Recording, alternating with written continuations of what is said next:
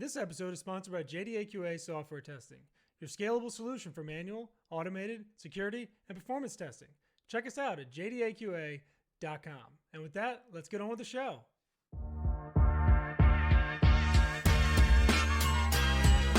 This is The First Customer, hosted by Jay Agnew.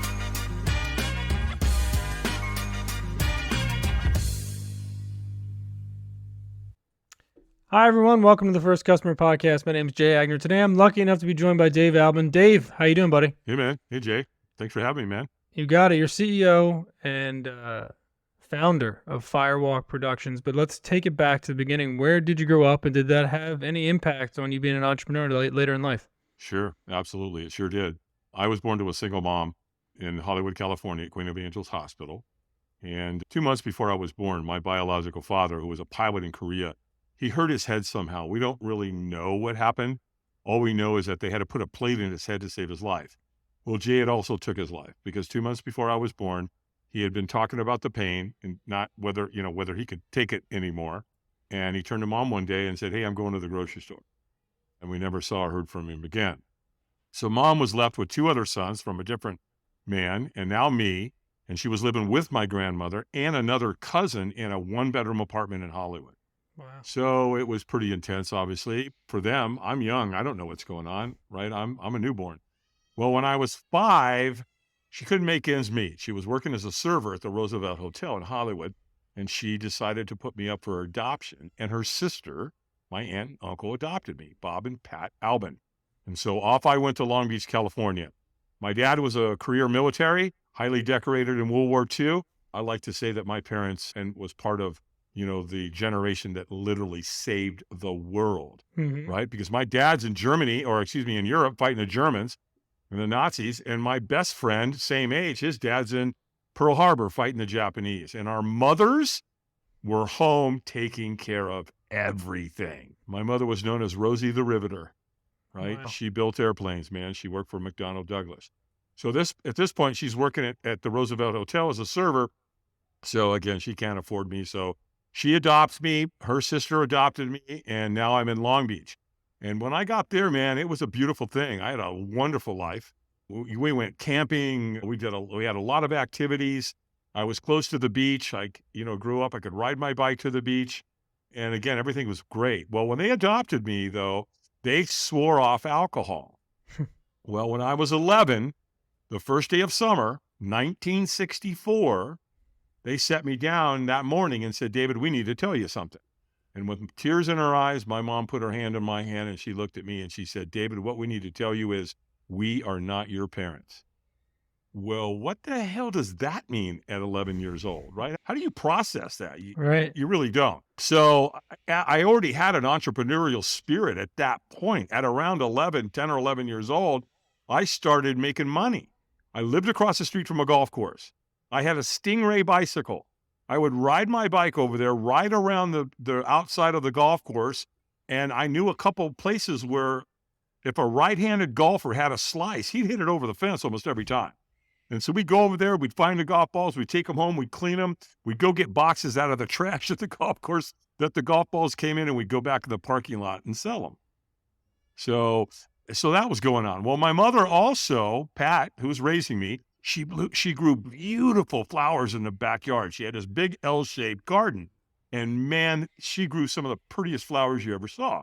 Well, she would cut them, arrange them. In fact, when she cut them, check this out. She would cut them at an angle, not at the bottom, but at an angle to open up the surface area. And then she'd arrange them in beautiful colors. And then she would put a little bit of 7-Up in the water. And it would cause that flower to last twice as long. I don't know if it was the sugar. I'm guessing it was the sugar. Right. So I started selling those on a street corner. So I started negotiating and I started learning how to deal with adults. That's for sure. Right. And so that's kind of my entrepreneurial spirit. And then I had a paper route. So I started doing that. And when you become a paper boy, man, you have to handle everything. Right. Right. You got to go pick up your papers, fold them, put them on your bike, take them to your route, deliver them, pick up the money. Deliver, everything, turn the money into your den mother, all those things. So, it was a business. So yeah, I had the entrepreneurial spirit going on, that's for sure.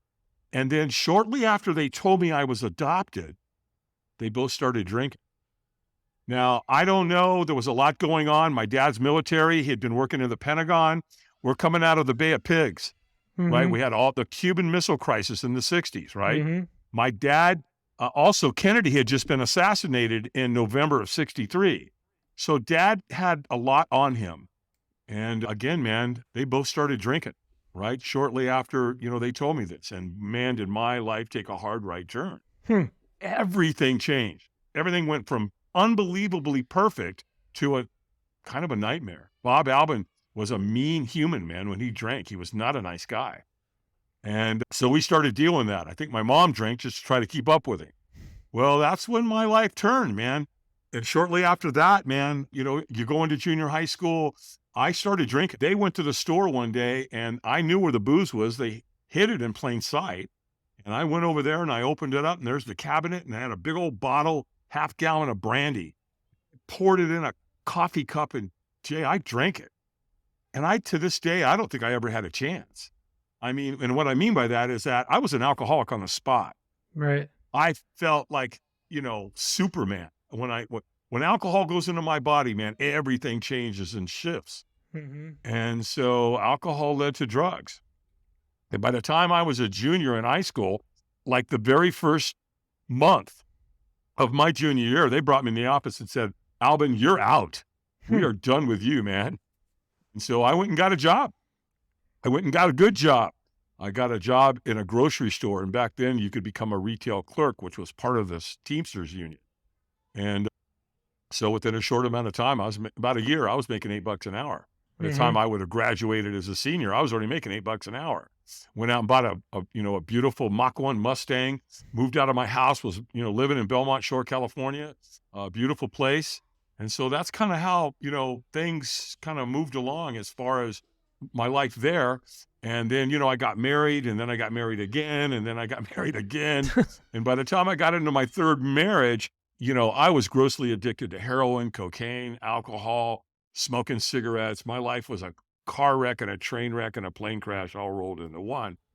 I woke up on June 8th of 1988, Jay, and I said, that's it, man. I'm done. I can't do this anymore. We're not going to do this anymore. And thank God I was married to a woman who had 3 kids. I was their stepdad because I was getting ready to put a bullet in my head. Literally locked and loaded in my mouth, ready to pull the trigger. And I go, dude, you can't do that. I was living in the basement at that time. They wanted to stay away from me. The family was living upstairs. And I remember thinking, man, if you pull that trigger, you're going to kill those kids too, man. You're going to be dead and they have to live with your shit. Right. And I remember going, man, you can't do that, man. Just don't do that. And so I struggled with it for a while. And then the next thing I know, I've got a thought in my head. And the thought was, call Alcoholics Anonymous. Well, you know what's interesting about that?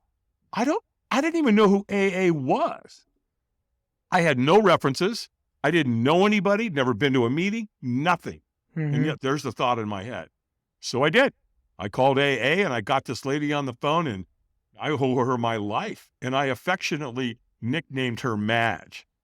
And the reason I did is because she talked like this.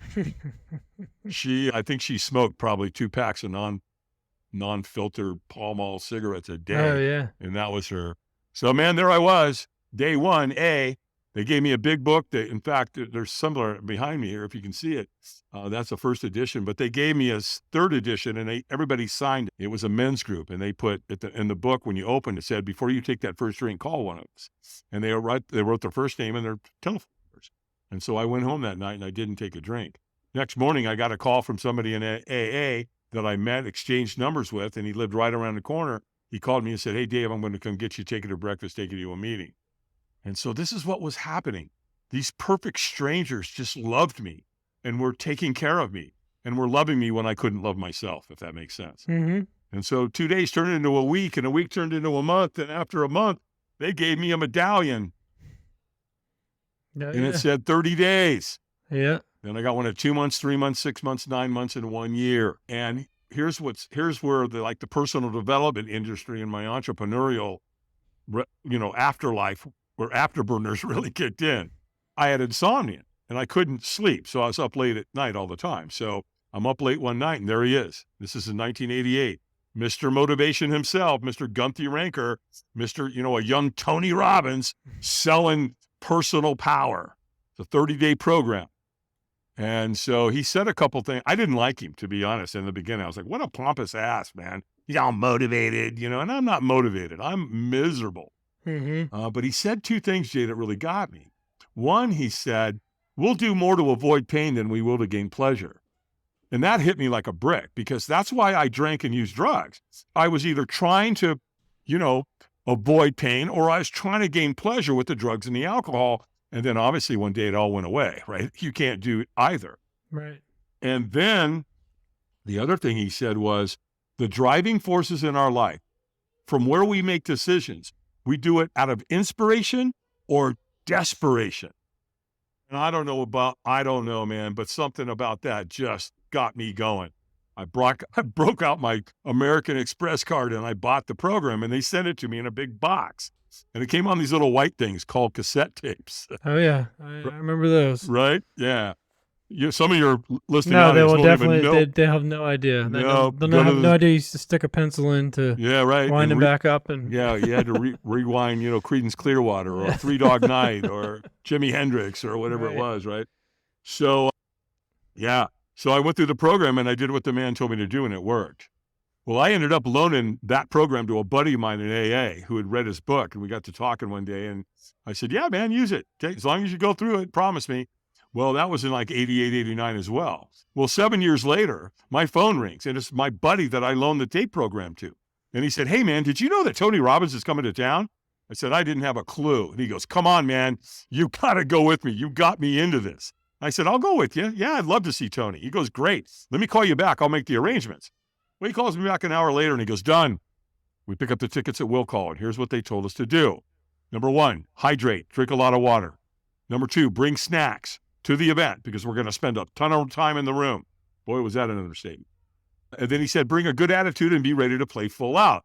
And I said, Dan, how much was the ticket? He said, $695. I went, $700? He goes, yeah. And he goes, you can pay me back. I go, yeah, no, I can pay you, but yeah, don't you worry. I'll play full out. $700. right. And he's getting ready to hang up the phone. He goes, oh, wait, I forgot to tell you the most important part. We're going to be doing a firewalk. And I remember thinking, oh, hell no. You're out of your mind. I'm not going to be doing any firewalk. Now, that's just what's going on in my head, right? I'm not saying anything to Dan. And you know what's interesting about that too, Jay? I didn't know what a firewalk was. What the hell is a firewalk? I didn't even know what it meant. But I was making a decision. I said no, because fear had been running my life for a good portion of it. Well, you get to the event, right? And Tony takes the stage at 2:00 in the afternoon. Well, the next thing I know, it's after midnight. 10 hours in a room, Tony Robbins. Remember the part about the snacks? It all made sense then. I'd have starved to death. Right. All of a sudden, Tony goes, take your shoes off. And I remember thinking, oh, no, I see where you're going with this, pal. No way, I'm not taking my shoes off. Well, I'm in a room with 3,500 people. And guess what they're doing? They're all taking their shoes off. So now Davey Boy here has got a dilemma, because if I don't take my shoes off, he's going to take us out into this big parking lot for this firewalk experience. And if I don't take my shoes off, everybody's going to know I'm a coward. So I'm like, well, don't do that, man. Just take your shoes off. And then when you get out there, just go hide in the back. No one is going to know. So that's my strategy. Well, it gets worse, because just before he gets you to go out there, he gets 3,500 people chanting and clapping. Literally, yes, yes, yes. And as you're walking out into this giant parking lot, it gets worse again. He's got African drummers. And so it dun, dun, dun, dun, dun, dun, and everybody's clapping and chanting. And I'm thinking, I'm going out there, I'm going, oh man, what a dog and pony show this is. Well, I'm sticking with my plan. I'm going to go hide in the back. Now, when you get out there logistically, here's how they set this up. They build a pit over the corner, this giant fire pit. It's literally 30 feet wide, 70 feet long. And they stoke it with wood all day, cords and cords of wood. And so at the end of the night, 10 hours later, it renders this beautiful, giant blue flame stack of coals. Well, to walk 3,500 people, what they do is they take wheelbarrows over to that pit and they load them into the wheelbarrows. And then they bring a wheelbarrow in and they stage it in between 2 lanes of sod, of grass, what we call a fire lane, which is 3 feet wide, about 18 feet long. And they take a flathead shovel and they sprinkle those coals over the top of the grass, and that's what you walk on. Well, I'm having none of it. I'm in the back. Everybody's chanting. Everybody's clapping. The drums are going off. People are starting to firewalk. They're in the celebration lane. They're screaming. They're yelling. They're clapping. I mean, again, man, it is unlike anything I've ever seen or witnessed in my entire life, other than a Tony Robbins seminar. And so here's what Tony knows. Tony did his research. Why did he bring firewalking into his seminars? Because he knows what happens. It's one of the most powerful experiences any human will ever go through. It's been around for 1,000 years. You do your research. It's been used by cultures everywhere. So he doesn't want you to miss out on that. So he knows there's a bunch of people like me. He knows we're hiding out in the back. So he trains people to come find you. And sure enough, I'm hiding out in the back, and here comes this guy. And he makes eye contact with me. And Tony must train him. When you make eye contact, don't take your eyes off him. And he got like 20 feet from me. And he kind of looks at me really funny, like a dog when it hears a strange noise. And he looks at me and he goes, "Are you okay?" And of course, I'm not okay. But what do I say? I lie. "Oh, yeah, I'm good, man. No problem. Nothing to see here, pal. Move along. Like leave me alone, right?" And he goes, "Oh, good." He said, "Hey, are you going to walk tonight?" And I'm like, "Absolutely not." And he goes, "Hey, that's fine. No worries, man. We don't want you to do anything you don't want to do." And I thought, wow, okay, I like this guy. He's going to get me out of here. And then he asked me a question that changed my life forever. One stranger. Literally, I don't know who this guy is to this day, Jay. And without him, I'm not here on your podcast today. I can tell you that. And the question he asked me was, "Well, wouldn't you at least like to watch?" And I'm like, "Yeah, sure. Let's do that. Let's go watch these people burn their feet off. Should be entertaining." And he goes, "Well, then fine. Just get in line and eventually you'll be able to get up where you can see. Because I've got 3,500 people standing in front of me. I can't see anything. I can hear it. Again, they're chanting, they're clapping, they're celebrating, the drums are going off. So all that's going on. So I get in line and I'm just kind of cruising along, walking along. And all of a sudden this guy comes up to me and he whispers in my ear and he goes, "He knows when you're ready. When he says go, you go." And phew, this guy just disappeared into the night. And I'm like, what the hell was that? Who was that? Why did they do that? And so now I get to a point, again, I can't see in front of me. You got hundreds of people in front of me, but I can see at an angle, right? And they're doing it. I can see them. And they're walking on fire, man. Every race, every creed, every color, every age. And now I'm completely mesmerized. I am in a trance. I can't take my eyes off it. It's like driving by a car accident, right? And don't look at it. We're not supposed to look. And what do? We stare at it. Right. Well, I'm staring at this. And all of a sudden I'm staring, I'm walking along, and boom, guess where I am? I'm at the front of the line. And so I'm staring down at this lane, right? 3 feet wide, 18 feet long. The coals are on top of the grass. They're glowing bright red. There's a wheelbarrow there. I can feel all the heat coming off. And I'm staring into the abyss. My heart is beating so hard, it feels like it's going to jump out of my chest. And as I'm staring down, there's a trainer standing. And all of a sudden the trainer goes, "Eyes up."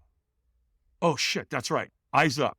Well, when you're in the room with Robbins for 10 hours, what's he teach you to do? Keep your eyes up. Focus on the end. Don't stare at what you fear. It's not the way you want to go through life. Look at the end result. Look at the outcome that you're trying to get here. And so now my eyes are up and he goes, "Squeeze your fist and say yes." And I went, "Yes." And he went, "Stronger." And I went, "Yes." Well, he could tell. He knew I was not in a peak state. I was leaving a lot on the table. And so he screamed at me. I mean, like in my face, right? Fight or flight. And he's like, "Stronger." And I threw my hands in the air, Jay, and I screamed as loud as I could. And he goes, "Go, go, go." Pooh. I took off. Well, here's the first thing I learned about firewalking. When you take the first step, oh, you'll take the second, third, fourth, and fifth. So they got a couple of people at the end who lock arms and they stop you and they're like, "Stop, wipe your feet and celebrate." And as I'm wiping my feet, it dawns on me, I burnt myself really bad. And I look at my foot, it's dirty, but there's no burns. Look at my other foot. Oh, it's the one that's burned. Nope. Nope, it's dirty too, but there's no burns. So now there I am. I'm in the celebration inn. I'm jumping up and down. I don't even know how to describe the feeling when you walk on fire like that. It's exhilarating. You think you can do anything at that point. You know, I'm looking around going, where's Everest? Let's go. Let's go take on that, right? Well, here's where it gets super, super interesting. The next day. This is a 4-day event. This was day 1, the night of. Now we're coming into day 2. And there's 3,500 people standing in the foyer getting ready to go into the venue. And I'd never seen or witnessed anything like it. Humanistically, people had leveled up at such a high level because the night before was kind of like a near-death experience that we all experienced, and we celebrated it, right? We're all feeling the same thing the next morning. We're feeling exhilaration. Our self-worth, our self-confidence, our self-belief about ourselves had been raised. And Tony knows that. He knew that's why he's doing the Firewalk experience. People were laughing, they're hugging, they're talking. Again, they're communicating unlike anything I'd ever seen. And so I'm like, what the hell happened? Is this because of the Firewalk? Did we drink the Kool-Aid last night? And the answer is, yep, sure did. Well, later in the event, I met one of Tony's trainers, a really super guy by the name of Ted Macy. Sweet guy, love him to this day. Him and his wife, Mary, are both trainers for Tony.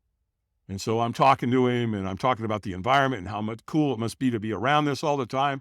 And he goes, oh, yeah, man. He goes, if you can get yourself in this environment, get here. And he goes, as a matter of fact, you see all those people over there with the black shirts and the pink writing on the back? Yeah. He goes, they're volunteers, man. They're just like you. They came to an event, and they decided they wanted to volunteer and come back. He said, so when you get home, call Robbins Research. Tell them you want a volunteer crew application, and they'll send it to you. Fill it out. Maybe you'll get lucky. And I did. I filled it out. I sent it back, and like 7 weeks later, I got a letter in the mail. It said, Dave Albin, congratulations. You've been selected to crew with the Anthony Robbins companies in Fort Lauderdale, Florida. And my foot was in the door, man. That was it. And then because of my application, they see what like skills you can have, right?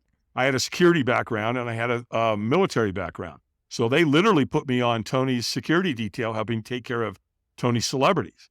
Because I lived on a farm, I had farming skills, right? I knew how to use a log splitter. I knew how to use tools. I knew how to drive a tractor. And so they put me on the fire building team. That was in 90, 96. And then from there, I crewed like 5 or 6 times. And you got to pay your way, right? You're going to spend a couple grand just to go to a Tony Robbins seminar. You got to pay your airfare, your hotel, all your food, your travel expenses, all of that. Well, once they hire you as a subcontractor, they pay for all that. And then, they give you a little couple $100 salary, if you will. Mm-hmm. Well, so that was all going down in the 90s, 95, 96. And the next thing I know, in 2003, Tony brought me into the office and they offered me the captain's position, which meant that I would take over all of Tony's firewalks globally. And at first I was like, well, guys, I can't do that. I homeschool my kids. And they're like, oh, okay, well, let's see. How do we resolve that? Well, would it make a difference if we paid for your family to travel with us? Would that help? Well, yeah, of course it would. And it did. So I accepted the position. That's 2003. 2005, we set a world record. We went to London. We firewalked 12,300 people. Now, when I say the world record, I want full disclosure here. Guinness Book was not there. So it's not documented in a world record Guinness Book, but it's still the largest firewalk that's ever been done on the planet. The only thing that comes anywhere close to it is another Tony Robbins seminar. And so that was in 2005. Well, in 2014, my life took another turn. And that's when Google called. And they're like, are you the Dave Albin does the firewalks for Tony Robbins? Yeah, what can I do for you? Well, if you're not under any contractual obligation or non-compete, we'd like to talk to you about hiring you for a gig we have for 148 executives here in Mountain View, corporate headquarters. Okay. Well, as I got to talking to them, I said, they wanted to do it in a graduation. They were going to graduate, have lunch, and then do the event. And I said, well, if we're going to do it during the day, I can't do a firewalk. It's a safety issue. No way. What I could do, though, instead, is we could do a glass walk. They're like, a glass walk? What's that? Tell us about that. And so I did. And so we ended up doing a glass walk in 2014, and then we did it one the following year in 2015. And that's when Firewalk Productions was born, man, 2014. Once I realized there was a huge marketplace for a paradigm shift corporate team building experience like the Firewalk or the Glass Walks or some of the other experiences that we offer, I knew, man, I was all in. So the company started, and the next thing I know, Jay, after Google, I was at NASA. And from NASA, I went to Notre Dame, Virginia Tech, Remax, Heineken, YMCA, the EO organization. I mean, it just took off organically. It was an unbelievable ride, that's for sure. That's probably the craziest collection of stories I've heard on this podcast. Did you ever get to meet Tony Robbins? Oh, yeah. Tony and I are good friends. All right.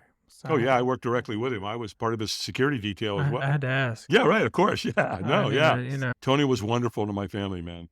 He treated my kids like gold. He treated me like gold. You know, we're good friends. I got pictures up. There's a picture right there. That picture back there is me standing right there by his Bentley, and we're in Palm Springs at Date with Destiny. So, yes, I got to know Tony Robbins really well. And what do you think? There's so many self-help guys. I mean, in some sort of, brief way, can you describe why he has been so successful? Because there's a million clones, and there's people who are also very successful, and people quote them all the time. But why is he the gold standard? Did he get in early in the '80s when it kind of before it all took off and got popular? What was it? I think there's a lot of reasons. Yes, the timing was right. He read 1,000 books on personal development. He learned about NLP, neuro-linguistic programming, from Bandler and Milton Erickson and some of the gurus back in those days. Gay Hendricks, who wrote the book, The Big Leap. So he took a little bit of everybody and kind of created his own style. He was real, he's a big guy, right? He's 6'7". His senior year, because he had a tumor on his pituitary gland, he grew 1 foot in 1 year. He calls it his personal growth spurt. So again, he came and he attacked the psychology world. He basically told therapists, look, you're working with people for years and you don't cure them. Bring them to me and I'll cure them in 1 hour. So he challenged them and he said, fine, Mr. Therapist, come to my seminar, bring me your worst patient and I'll cure him in 1 hour. And he did. So he made pretty bold statements and he ended up doing it. And, Tony grew up kind of like me. He had a lot of turmoil in his family. His mom had been married several times. He had some very profound experiences growing up when he was young. And he went to go see Jim Rohn. And when he went to go see Jim Rohn, I think that's what lit him up like a Christmas tree. In fact, he went to Jim Rohn and said, because he couldn't afford to go to Jim's seminar. And he literally somehow got his way to Jim and said, hey, Mr. Rohn, my name's Tony Robbins and I'm going to become famous and I'm going to do this and I'm going to do, and I want to work for you. And, let me come to your seminar. And basically Jim said, I'm not your banker. If you want to come to my seminar, you'll figure out a way. Have a nice day, kid. So Jim gave him a huge gift right there. And so Tony figured out a way. In fact, he went into a bank to borrow the money from a woman, she was a loan person in the bank. And he went in, he filled out the paperwork, she's interviewing him, and he tells his story at a seminar. So I'm not, giving back information or something he wouldn't want disclosed. He filled out all the paperwork and she looks at the address and she goes, that's a vacant lot 5 blocks up the street. And he goes, yeah, well, I'm kind of living there in my car. And she's like, Tony, they're not going to give you this loan. They're just not going to do that. It doesn't meet the criteria. But because he was so enthusiastic and so encouraging, and, she could tell, she personally loaned him the money. Well, years later, after he made it big, he would bring her to his seminars and he would set her in the front row and he would tell that story that makes me emotional to this day, man. And he would tell a story about this amazing woman. And then he would point to her and have her stand up and the crowd would go crazy. And so he helped her a lot, with her life, after that. Mm-hmm. And so that's who he is at his heart. He started his foundation when he was young. It was the Thanksgiving holiday and they had no money. They had no Thanksgiving, nothing. And his mom and dad were in the kitchen fighting like crazy, like they normally did. And there was a knock at the door. And Tony went to the door and he opened up. He said there was this giant man standing there with this huge basket. And it had a turkey and stuffing and the pumpkin pies and all the fixings, right? And he's like, is your mom or dad home? And Tony looked at that like, oh my God, we're going to have a Thanksgiving dinner. They're going to find out about this. I'm going to be able to go tell them they're fighting right now. They'll stop fighting and everything's going to be okay. Well, Tony went running in to get his dad to tell him, Dad, come look. Well, this is a stepfather.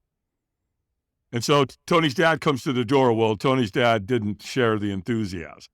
He kind of looked at the guy like, who the hell are you? And he's like, hello, sir. My name is John. And, we understand that maybe, you're going through a tough time. One of your friends asked me to drop this off. And there's a note here from a friend. And Tony's dad goes, we don't take charity. Get out. And Tony's dad went to go slam the door. Well, this guy's a big guy. He stuck his foot in the door and stopped it. And he said, sir, come on, think of your family. It's okay. We all go through hard times. It's going to be all right. And so Tony's dad took the basket and, went into the kitchen, threw it on the kitchen table.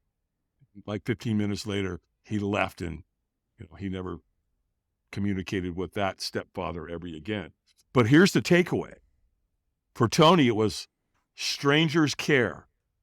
He watched the whole process. He heard what the guy said, that it was a note from a friend, that a stranger cared. And so that inspired him. And he started his foundation, which now feeds millions and millions of people every single year at the Thanksgiving holiday. Well, I don't think there's any doubt that Tony Robbins is historically important, but I also think Dave Albin is historically important. So I want to talk a little bit about your firewalking company specifically. So it's a very interesting business, and you went through kind of, I'm sure, that growth pattern you were talking about. Talk to me about it today. Are you guys, I'm sure you have a team under you and stuff. Are you out there? Like, what is your role at the company today? What has it turned into? Are you still doing kind of business development stuff? Is it just like the business runs itself and you're off kind of, spreading the word? Is it, what is kind of the status of Firewalk Productions today? Almost everything, every job, every client that I have right now is coming organically. So they found me through some means. And so when a client comes to me, typically it's one of three reasons, Jay. One, the company's kicking butt and they want to take it to the next level. And so they've done their research and they went, okay, this is Tony Robbins, fire guy. Let's hire him. He'll personally design something for us. This will be freaking awesome. But the other client is where, the company's doing okay. It's mediocre and, they need help. They need to, pick up the momentum and go. Or the company's in a complete meltdown. Everything's falling through the crack. It's a shit show. And they bring me in to create that experience to try to put everything back together. So what I do with a client like that, who come in, they just write me a check and my team comes in and we do everything. So I combine the board break process experience with the firewalk. And thanks for saying what you said about, the Dave Albin part of this, versus Tony Robbins, because I did take the firewalk to a whole nother level. And I did that in a lot of different ways. And one of those ways is that board break experience. So what we do with that is that it's a martial arts thing, right? They break a board with their bare hand. And any dojo, any martial artist, knows about it. However, most people have no experience with it because the only way you're going to break a board is to join some type of martial arts studio, right? So I have them write something on front of the board they want to move towards. And then I have write something on the back of the board they need to move away from. And then I have them write anybody's name on that board that they're in conflict with. So in other words, if forgiveness or reconciliation is part of that relationship, it ends tonight. Stop carrying that baggage around with you. And then to create the rite of passage, an ancestral side of this, I have them write anybody's name on the board that they've lost. And that changes everything, man. So we take them through the experience. They break the board. We take them outside. We firewalk them. We circle them back. They throw their boards into the fire. And then, we capture that on video and we capture it, with photographs. The other thing that we do there is kind of a proprietary thing that I've developed, and I call it the heart hug, the Ho'oponopono heart hug. And what that basically does is that we hug. Normally, people hug, right to right. I have them hug the opposite way, this way, so that my heart is on top of their heart. I have them close their eyes and I have them take 3 deep diaphragmatic cleansing breaths. And I have them hold their breath through the process. And when they go in or come out of that second breath, their hearts calibrate. So they start beating at the same time. And so that, when you're hugging somebody and your heart starts beating at the same time, that connects you more powerfully humanistically than anything else on earth. And so I take the whole team through that process. I'll say, all right, that was really great. Let's do it again. So I can see how the team is getting along and how they're dropping all their barriers and letting all that nonsense go about mask wearing and vaccines and political arguments and all of that. I got to get them back to humanistically getting along where they work together as a team and they care about each other. And so that board break and that firewalk and that hug will do exactly that. So that way, that next Monday when they all show up at work, you've got a completely different group of human beings. What did you do during the pandemic? I was able to do some stuff. I mean, I had several gigs on the books that shut down. Nobody canceled 100% because when somebody hires me, they want it, right? They're like a kid with a new bicycle. They can't wait to take a ride on it. So we just had to work all that out. But some states, we were good. I did some stuff here in North Carolina. I did stuff in Georgia. I did stuff in Tennessee. We did some stuff in Florida. Yeah, the further south you went, it was probably the easier it was to get around that stuff. Couldn't go anywhere out west. Right. Yeah. Right. California, probably not too far Oregon. north. Yeah. I mean, it really depended on the political status. I mean, I hate to say that, but that's what did. Yeah. Some of the states shut down completely. I wasn't going to go anywhere north of Mason-Dixon line, I can tell you that. Yeah, Pennsylvania probably would not have been a great. No, in Jersey and New York and Connecticut and Yeah. Massachusetts, all that. Nope, didn't go anywhere near that. But down here we were cool. South Carolina was cool. Georgia was cool. Tennessee was cool. Florida, they were like, come on. Anything goes in Florida, man. That's not even Right. America. That's a wild west down there. It is. Well, very cool, man. I could talk to you for probably another year, but let's wrap it here. I have one more question for you. Sure, of course. Non-business related. Okay. If you could, and this is an interesting question for somebody who's done so much. If you could do anything on planet Earth and you knew you couldn't fail, what would it be? Get more deeply immersed in helping work with kids, first responders, and vets. And it's interesting you ask that because that last part, the veterans part, just happened. I did a podcast a couple of months ago, and turns out that it's a huge veteran community. Well, they've got a gala coming up in South Florida with 400 Marines. And so I already know the suicide rate is really high. What the number that's floating around out there is 22 a day. Well, that's not true. That's only if they leave a note.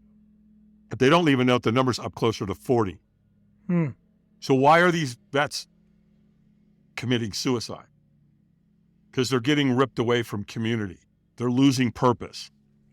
And so when they started talking to me about a firewalk for these Marines, that night when I went to bed after we, kind of put it together, I went, hey, Albin, this is going to be the biggest firewalk event you've ever done. There's more going on here than anything you've ever done. Because now we're talking about saving lives. And once I got that into my head, I thought, well, then we need to name this firewalk, correctly. And so we came up with the Do No Harm Firewalk. So what these Marines are going to do is they're going to raise their hand and take an oath. And so I'm going to have them promise to do no harm. I'm also going to have them promise to recruit their fellow men and women veterans to bring them into this community. And then they're going to be able to get necklaces. We're going to give them little containers like this of coals so they can look at it every day. And we're going to create a community of firewalking vets. And, at this point, Jay, if I can save one vet's life, it's worth it. Yeah. So, yeah, it's interesting you asked that question. And yet here it is. It just appeared and it just showed itself. That's cool, man. Yeah. And thank you for your service. And Thank you. this was great, man. This was incredibly inspirational. I wasn't planning on being inspired today, but this was very inspirational just for me. And would love to try firewalking sometime. And now I know a guy. I never knew a guy who was a firewalking machine like yourself. So I love your story, man. Have you written a book yet? No. Did Kim get you to write a book? I think I saw it. Were you on her podcast? Kim's Well, podcast? yeah, and there's been a couple of No, I'm sure somebody's going to hosts. try, man. That's a great story. I'm not a book guy, but I mean, it sounds like you've got, I wouldn't be surprised if they hit you up. So Yeah, I'm sure that's probably going to happen. One of the podcasting hosts, Jeff Smith, if you know who he is, pretty well known, especially over in Europe, he went, dude, you're writing a book. And if I have to come and drag you away from everything you're doing and lock you in a room somewhere, I'm going to get a book out of you. So yeah, it's coming. all right, well, I'll Absolutely. read it. I promise I'll read it if you write it. Thanks, It's man. a Good. very cool story. Well, Yes. all right, brother. Dave, it was fantastic meeting you. Where can people find you if they want to talk to you directly or Firewalk Productions? Just go to our website. It's firewalkadventures.com. All one word, firewalkadventures with an S.com. Everything's there. Beautiful. All right, man. You're an awesome human being. It was great talking to you, Dave, Thanks, Jay. and Thank have a you, good rest man. of your week, brother. Thank you, Yeah, man. I'll too. see you. Ciao. I'm Later. out. Take care, everyone.